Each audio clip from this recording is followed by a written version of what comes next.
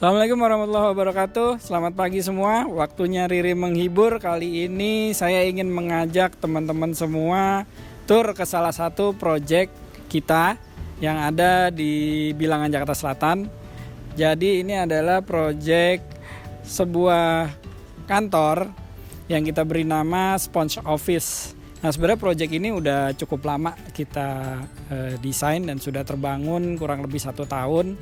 Seperti apa proyek ini, ceritanya, konsepnya, dan detail-detailnya ingin saya share hari ini untuk menghibur kalian semua. Yuk kita mulai. Kenapa kita beri nama Sponge Office? Karena dari awal konsepsi bangunan ini seolah-olah ingin seperti mengadaptasi lingkungan yang ada di sekitar.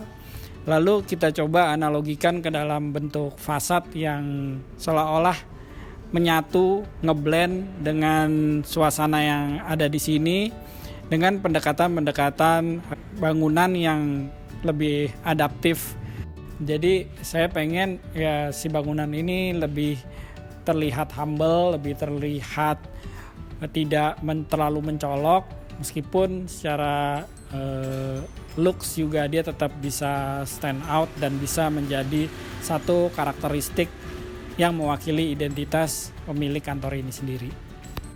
Mungkin kita akan bicara beberapa detail yang ada di fasad ini selain tadi ngomongin skinnya yang sebetulnya bahannya kita coba tawarkan dari bahan rotan sintetik yang kita buat modular.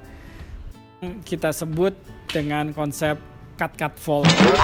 Jadi bentuknya supaya punya sudut bayangan yang berbeda, sedikit dipotong, sedikit dilipat, kemudian dibuat dengan 2 orientasi yang berbeda.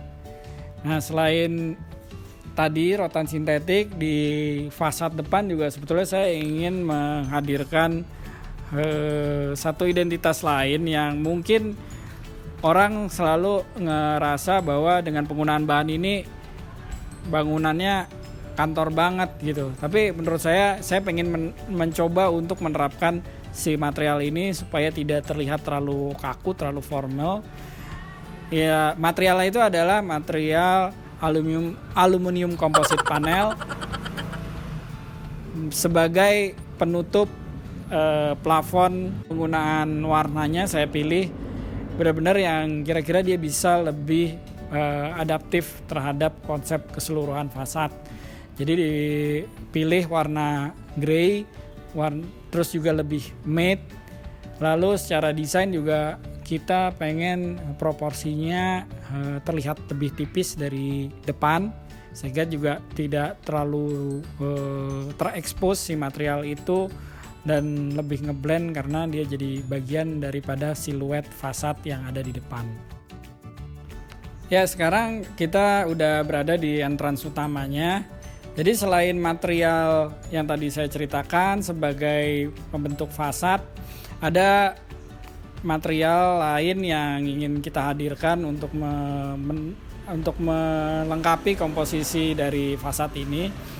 Yang pertama, ketika orang masuk ke dalam sini, pengalaman yang dia lihat ketika dia di luar itu sudah menjadi pengalaman yang berbeda.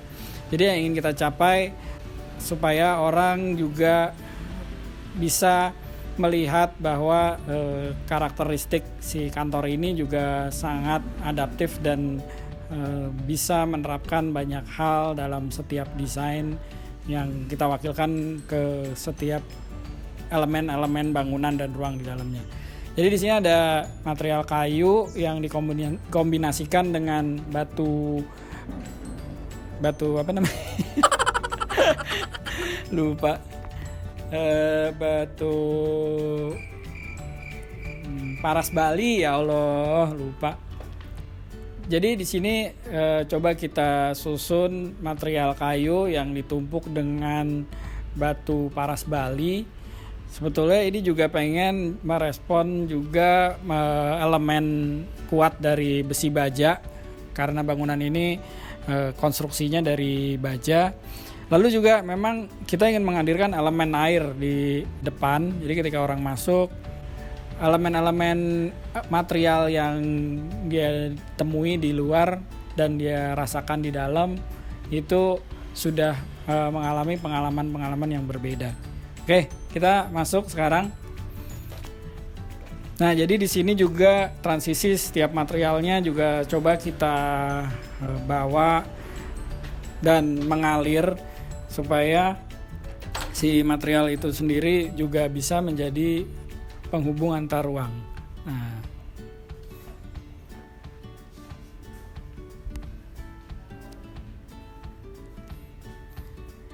oke, kita udah berada di lantai dasarnya bangunan ini. Kantor ini lantai dasarnya sebetulnya terdiri dari ruang-ruang lounge yang memang ini jadi public space-nya ketika jadi si pemilik kantor ini juga ingin menciptakan suasana yang santai, suasana yang tidak formal ke dalam image di lantai dasar ini. Lantai ini sebenarnya ada terdiri dari 2 lounge yang menjadi ruang penerima tamu. Yang pertama ada lounge utama, kemudian yang berikutnya sebetulnya di depan masih saya sisakan satu space lounge yang sebenarnya ini multi purpose. Jadi lounge ini bisa sewaktu-waktu berubah fungsi ketika memang dibutuhkan untuk event-event tertentu. Misalnya buat pameran atau buat ada ide waktu itu mau buat mini bar dan lain sebagainya. Jadi kita sengaja buat akses terpisah untuk area lounge kecil ini, yaitu dari samping. Jadi kita udah buat satu akses pintu yang sebetulnya tujuannya ini ketika lounge ini lagi ada satu acara atau difungsikan menjadi satu tempat khusus, jadi dia tidak mengganggu entrance utama gitu.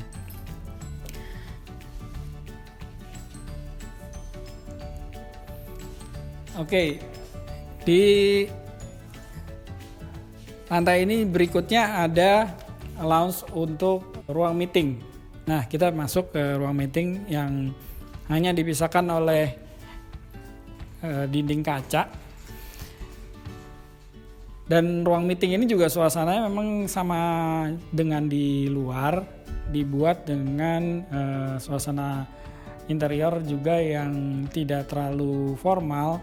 Jadi lebih santai, meetingnya tidak terlalu kaku. Di sini sebetulnya terdiri dari 2 ruang. Yang pertama ada ruang meeting yang besar dan ada ruang meeting yang kecil.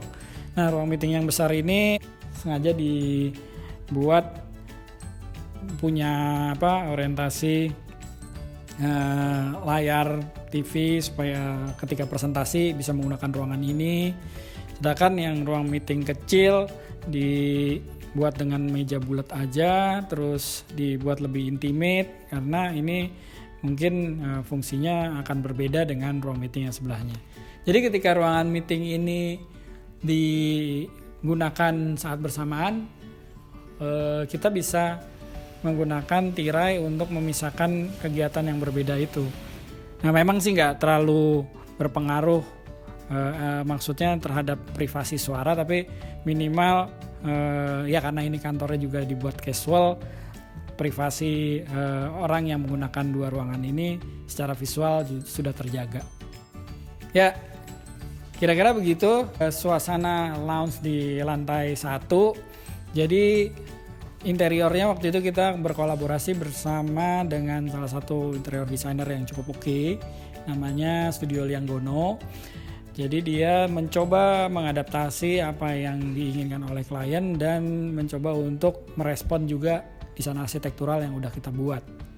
Ya, jadi bangunan ini kalau kita rasakan dari dalam sebenarnya teman-teman ngelihat bahwa ruang interior ini punya latar eksterior di 2 sisinya. Jadi memang sengaja secara layout kita membuat bangunan ini tidak menempel di 2 sisi kafling supaya minimal saya ingin si pengguna bangunan merasakan elemen ruang luar, elemen landscape yang masuk ke dalam ruangan kerjanya.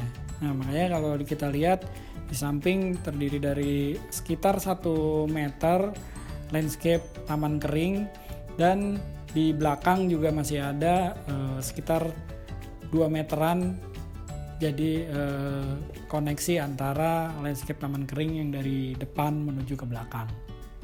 Oke, yuk, di bawah udah, saya ajak teman-teman untuk naik ke atas. Jadi akses kantor ini sebetulnya ada 2. Dia memiliki akses tangga dan juga akses lift. Jadi kita coba naik lewat tangga dulu menuju ke lantai 2. Oke, sekarang kita udah berada di lantai 2 dari kantor ini. Nah, begini suasana kantor di lantai 2. Jadi udah lebih kelihatan kantornya ya. Jadi sebenarnya di sini di sini kita ciptakan double ceiling supaya volume ruangnya kerasa lebih luas. Dan nah, ini dia hasil dari penciptaan desain second skin yang ingin kita hadirkan dari luar. Jadi dari dalam, pengguna ruangan ini bisa merasakan bagaimana fungsi dari second skin itu menahan matahari, sekaligus juga menghadirkan elemen estetik dari bayangan yang masuk ke dalam ruang. Nah, di sini ruangan memang terdiri dari 3 sisi ruang terbuka, jadi memang kelihatan suasananya terang banget. Tujuannya ya kita ingin menghadirkan pencahayaan alami sebanyak-banyaknya supaya penggunaan pencahayaan buatan lampu tidak terlalu besar di ruangan ini. Gitu. Jadi di sini ruangan-ruangannya dibuat compound dari workstation yang dibuat ya tidak terlalu formal. Di sini juga ada beberapa sofa juga, ya memang terlihat yang namanya kantor ruang kerja. Jadi memang nggak bisa rapi-rapi banget ya. Jadi di sini karena double ceiling, memang tujuan utamanya adalah menciptakan lantai mezanin di antara lantai 2 dengan lantai di atasnya. Oke, kita naik ke lantai berikutnya, oke? Nah, ini kita udah berada di lantai mezanin dari lantai 2. Lantai mezanin ini sebenarnya berhenti di tengah antara lantai 2 dengan lantai 3. Nah, jadi dari lantai mezanin ini juga sebetulnya kita pengen ciptakan hubungan antara ruang di bawah dengan ruang di atas supaya komunikasi antar pekerja di kantor ini juga tetap bisa tercipta dengan baik gitu. Jadi nggak ada ruangan yang tertutup di lantai 2 dan mezanin ini, semua terhubung sehingga semuanya juga bisa ngeblend, bisa lebih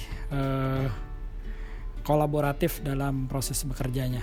Naik ke lantai 3, yuk. Iya, kita udah berada di lantai 3 dari kantor ini. Lantai 3 difungsikan untuk ruang direksi. Jadi terdiri dari ruang-ruang yang disekat oleh kaca transparan.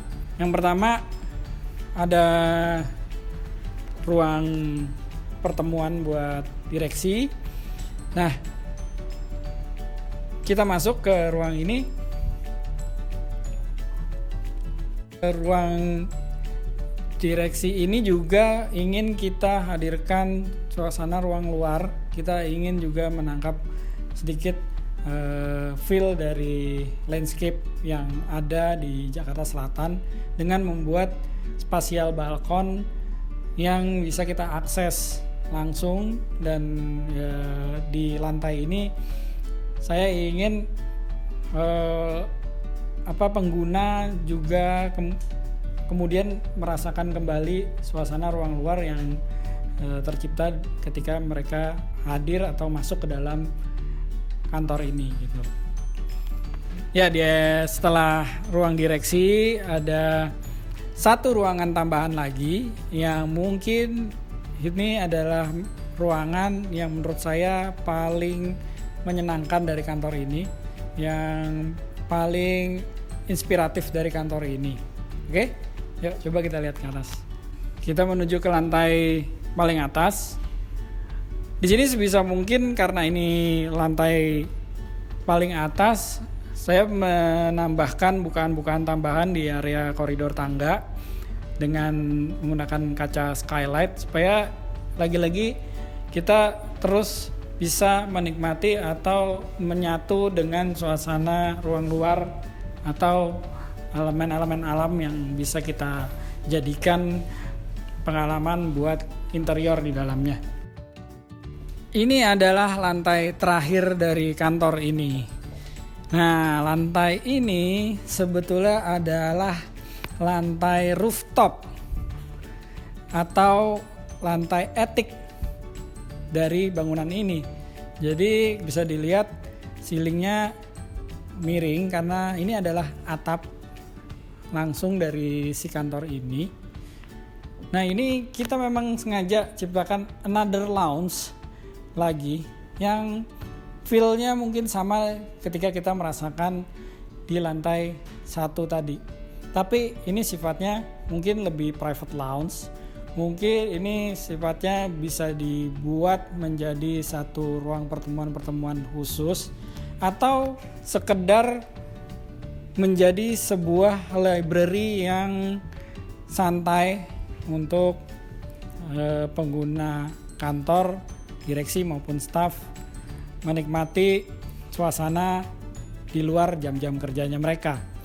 Nah, di sudut kemiringan atap terendah kita memang direncanakan untuk sebuah tempat duduk yang santai dan dengan built-in storage untuk meletakkan buku-buku di antara sofa tadi. Terus,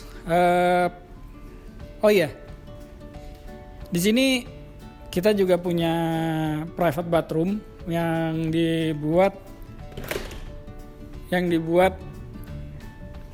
kamuflas dengan dinding supaya tidak terlalu terekspos.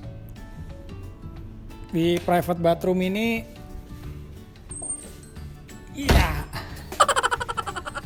suasana kayu kita ciptakan untuk menghadirkan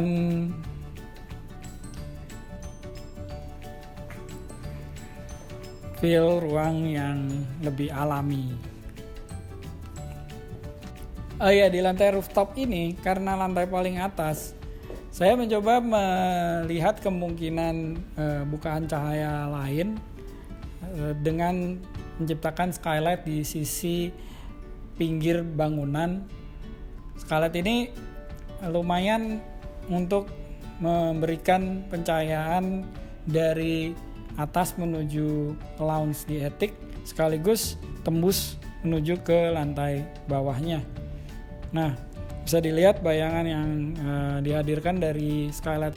Nah, pasti kalian penasaran untuk mengakses rooftop yang berada di luar dari bangunan ini.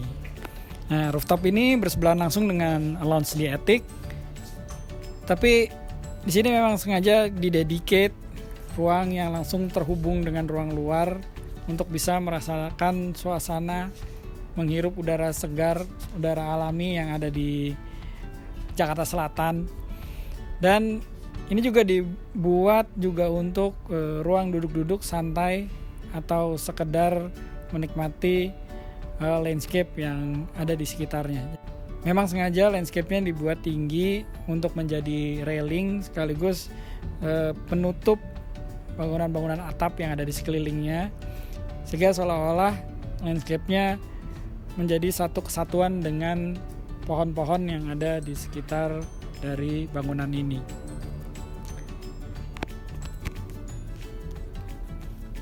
Nah, yang terakhir saya ingin memperlihatkan bahwa konsep spons itu nggak hanya kita hadirkan sebagai elemen fasad bangunan, tapi konsep spons itu juga ingin kita hadirkan menjadi satu elemen atap yang fungsinya juga untuk menetralisir panas yang masuk atau langsung menempel ke dalam atap, masuk dalam ruangan.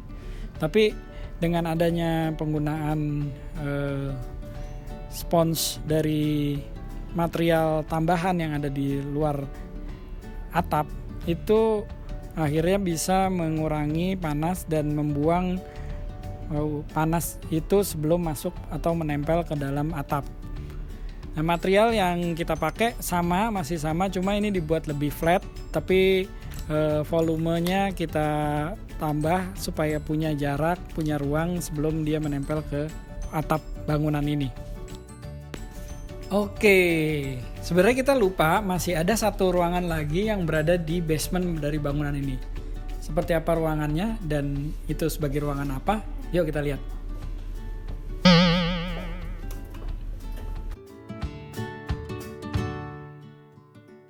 Iya, kita udah berada di lantai basement dari kantor ini. Nah, ini ngapain ada di sini? Kelihatan dong. Iya. Sebenarnya ruang apa sih ini? Nah, ini adalah ruang gym yang dijadikan fasilitas buat karyawannya, sekaligus ini jadi gym yang mungkin juga bisa digunakan oleh publik. Jadi ini memanfaatkan ruang basement yang di belakangnya adalah service area dan di depannya dijadikan fasilitas olahraga.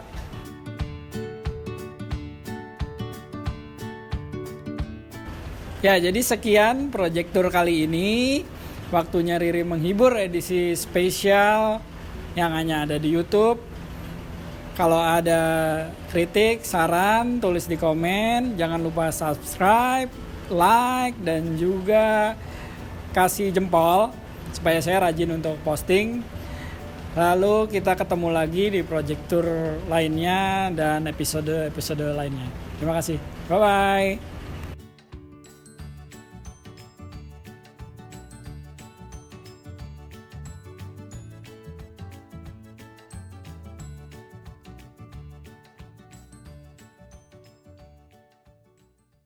Oh iya, saya lupa kasih tahu kalau beberapa powder room yang ada di kantor ini sebenarnya waktu itu dikolaborasikan bersama dengan beberapa desainer interior muda yang sempat kita sayembarakan tertutup.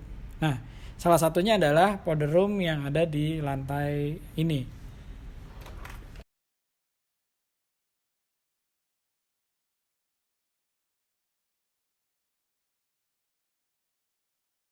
Nah, ini desain yang berbeda lagi, yang nuansanya lebih alami. Yuk kita lihat.